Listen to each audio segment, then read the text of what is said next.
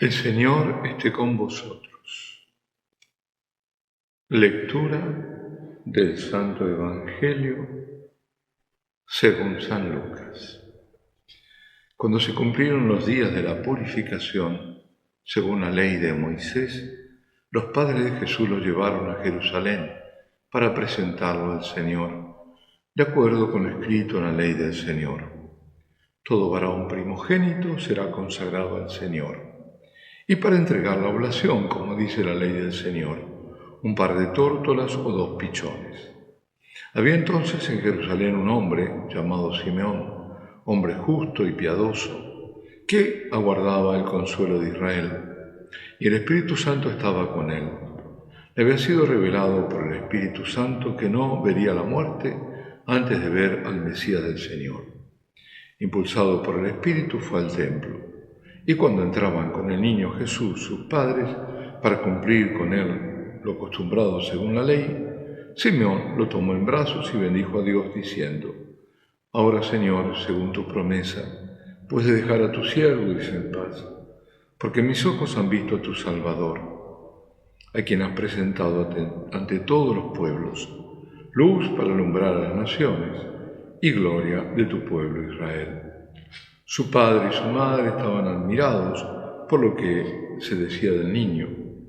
Simeón los bendijo y dijo a María, su madre: Este ha sido puesto para que muchos en Israel caigan y se levanten. Y será como un signo de contradicción, y a ti mismo una espada te traspasará el alma, para que se pongan de manifiesto los pensamientos de muchos corazones. Había también una profetisa, Ana, hija de Fanuel, de la tribu de Aser, ya muy avanzada en años. De joven había vivido 7 años casada y luego viuda hasta los 84. No se apartaba del templo, sirviendo a Dios con ayunos y oraciones noche y día. Presentándose en aquel momento, alababa también a Dios y hablaba del niño a todos los que aguardaban la liberación de Jerusalén. Y cuando cumplieron todo lo que prescribía la ley del Señor, se volvieron a Galilea, a su ciudad de Nazaret. El niño, por su parte, iba creciendo y robusteciéndose, lleno de sabiduría, y la gracia de Dios estaba con él. Palabra del Señor. Hoy celebramos la presentación ritual del neonato. Jesús tiene apenas 40 días de vida humana fuera del vientre de su madre. Digo vida humana porque como vida, Él es el verbo eterno, pero como humano, vida humana, tiene 40 días fuera del seno de María. Y lo vemos en los brazos de José y de María.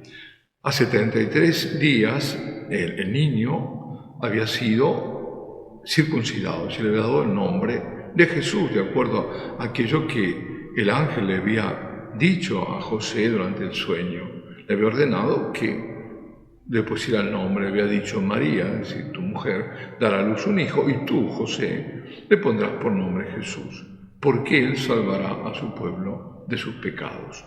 Sabemos que Jesús es el nombre hebreo Yeshua, y Yeshua significa Dios salva.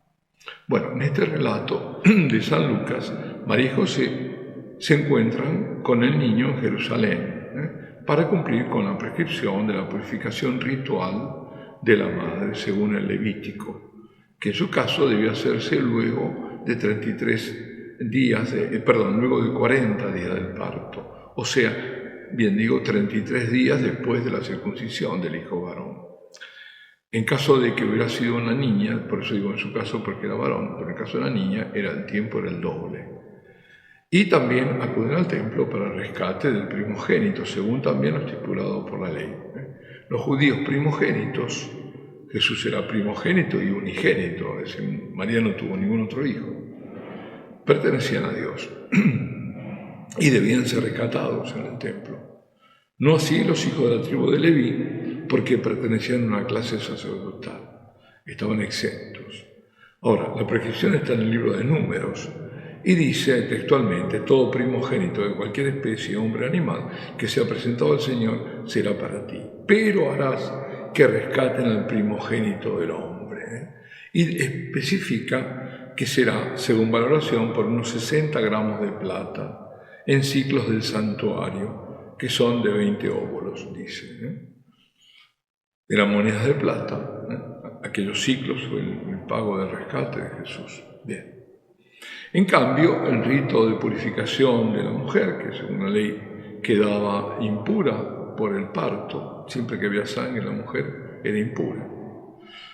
Y al dar a luz, entonces consistía en presentar en el templo como ofrenda una res menor, o si no tenían suficientes recursos, un par de tórtolas o de pichones. Por tanto, se ve por el relato evangélico que ellos eran pobres, pero no eran indigentes. Bueno, por supuesto que en rigor nosotros decimos, bueno, pero no necesitaban hacerlo, porque en rigor de verdad estas obligaciones de la ley estaban exentos, porque María era purísima, su parto había sido virginal, el niño era el Hijo de Dios, nada menos que el Hijo de Dios. Mucho más tarde, pero sin embargo Dios lo cumple, mucho más tarde veremos, ya Jesús con Pedro, cuando le preguntan a Pedro, y bueno, ¿tu maestro no paga el tributo? Se supone que era el tributo, el impuesto al templo. Y él dice sí, pero no sabía en realidad.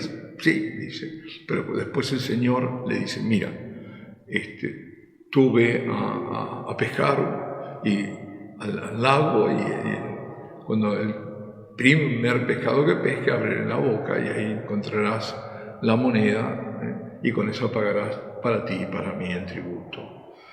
En ese caso, claro, estaba exento, pero igual pagó. Él mismo le dice, ¿te parece que el hijo del rey tenga que pagar? En el caso del Hijo de Dios no tiene que pagar, porque el tributo era para el templo.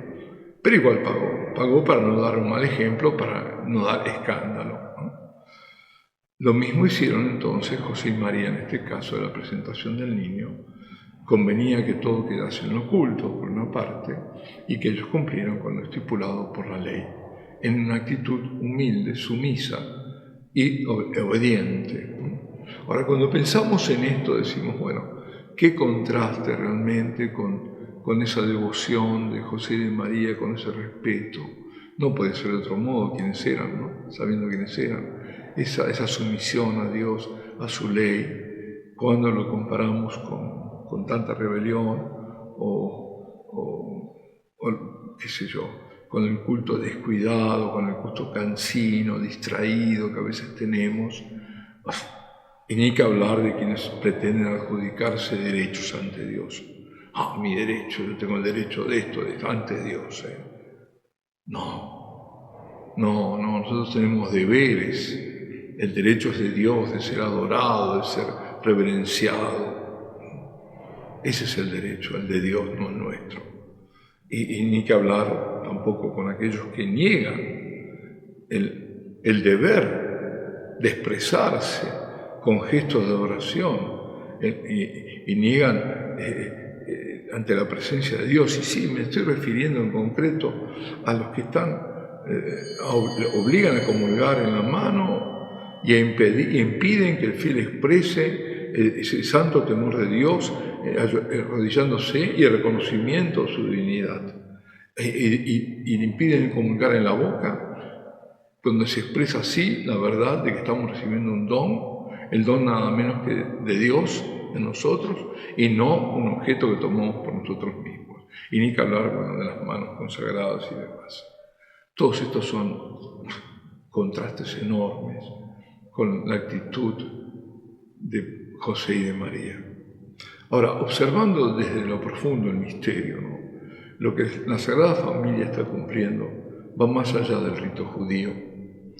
Es la presentación ya no del unigénito del Padre al templo donde habita Dios, sino que es la presentación del templo a su Señor. Por primera vez entra su Señor en ese templo. Eso es el templo de Jerusalén que recibe por primera vez a su Señor, en ese niño. Y comienza así a verificarse la profecía de Malaquías, que es la primera lectura de hoy, donde dice: de repente llegará a su santuario el Señor. De repente llegará a su santuario el Señor. Ingresa en su templo el Señor, ingresa como un niño, pobre digo en la carne humana, pobre en la pobreza del niño, pequeño, humilde, tierno, manso, en total mansedumbre, pero es nada menos que Dios encarnado. ¿Qué ejemplo nos da Dios? En la presentación del niño debemos ver también un gesto profético, anticipatorio, de Jesús que se entrega al Padre, no para ser Él rescatado, sino para rescatar Él a toda la humanidad. Y junto a Él María purísima, María inmaculada, participando ella de la ofrenda del Hijo, según se lo había profetizado el anciano Simeón. Y ambos ritos, el rescate del primogénito, la purificación de la Madre, constituyen la figura de la ofrenda de Cristo en la cruz. Ahí está, asociando a su Madre en su pasión y en su muerte, para rescatarnos a nosotros en la muerte, para purificarnos a nosotros con su sangre derramada por nosotros, y ofreciéndonos a María como Madre y nosotros a ella como hijos. La participación de la Madre al pie de la cruz no es pasiva, sino compasiva. Absolutamente, padece con su Hijo y por su Hijo, en tanto ofrece todo su dolor, el dolor de su corazón purísimo al Padre, todo, en unión al sacrificio de su Hijo. Ofrece al Hijo, se ofrece a sí misma. Padre, me ofrezco, Padre, ofrezco mi Hijo a ti, ofrezco todo este dolor. Por eso María es corredentora y no se le puede quitar ese título, ni disminuirlo, ni ridiculizarlo. Pese a quien pese, María es corredentora, y eso lo sabemos nosotros, sus hijos. Ese es el verdadero sensus fidelium, y eso llegará el momento que se reconocerá. El sacrificio de María es el mayor que una criatura pueda jamás ofrecer a Dios. Este pequeño que hoy contemplábamos en el templo se volverá hombre y lo veremos nuevamente en Jerusalén, pero en los brazos de la cruz, no de José y de María. Y no habrá más sacrificio de animales en el templo, porque no habrá más templo siquiera, y porque ningún animal puede quitarnos los pecados. Solo el Cordero de Dios, Jesucristo, es el que quita los pecados del mundo. Ayer el Mesías, el Señor, escondido en un pequeño niño, fue reconocido por dos ancianos que estaban llenos del Espíritu Santo, Simeón y Ana. Simeón lo reconoce como el Salvador esperado por Israel, pero también como luz para las naciones. Y también profetiza algo tremendo: ese niño que es el Salvador de Israel, el Mesías de Israel, no será por gran parte de ese pueblo reconocido hasta el día de hoy. Y muchos caerán por su motivo. La Santísima Virgen, que solo había escuchado por el arcángel que ese rey, el reino de ese hijo que iba a tener, que era el Hijo del Altísimo, nada menos, no tendría fin. Y ahora se le dice que una espada te va a atravesar el alma, una espada de dolor. Ella de sufrir, y sufrir hasta lo inimaginable cuando la profecía se cumpla. Y hoy somos nosotros, por la fe, como hicieron Simeón y Ana, que descubrimos la fe católica, que en esa hostia pobre, en esa hostia humilde, está Dios. Reconocemos a nuestro Señor. En esa hostia consagrada en el altar, en el sacrificio de la Santa Misa. Y nuestra salvación se repite, perdura, se hace actual, la única, que fue en aquel único sacrificio en cada Santa Misa. La misa es sacrificio. En cada Eucaristía, como dice en la carta a los Hebreos, que es la segunda lectura, Jesucristo aniquila, reduce a la impotencia al diablo y libera también a aquellos que por miedo a la muerte pasaban la vida entera como esclavos. El padre Federico Hayton creo que ha escrito un libro al respecto también, pero contaba sus experiencias en el Tíbet, porque, no solo el budismo tibetano, sino toda religión que no sea la verdadera religión católica es falsa, es decir, el demonio está detrás. Dejamos de lado donde viene la verdadera revelación judía y desemboca en la plena revelación cristiana, pero todo el resto están los demonios, es el demonio mismo. Y él contaba que justamente viven muertos de miedo, el pobre pueblo tibetano, por la muerte, por los demonios, y quienes usufructúan de eso son los monjes budistas. Es así, el miedo a la muerte, el miedo al demonio. Y Jesús vino a liberarlos. Él aniquila. Pues bien,